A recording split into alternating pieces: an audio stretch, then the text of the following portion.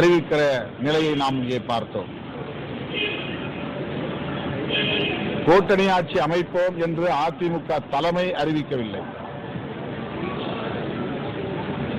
அதிமுகவோடு கூட்டணியில் சேர்ந்திருக்கிற பாஜகவின் தலைவர் அமித்ஷா அறிவிக்கிறார். அப்படி என்றால் இங்கே அதிமுக தலைமையில் கூட்டணியா பாஜக தலைமையில் கூட்டணியா என்கிற சந்தேகம் எழுகிறது.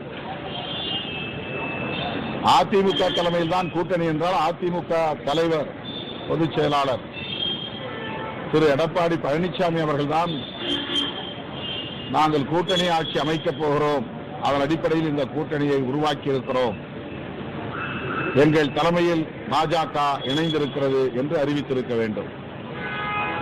ஆனால் பத்திரிகையாளரை அழைத்தது பாஜக,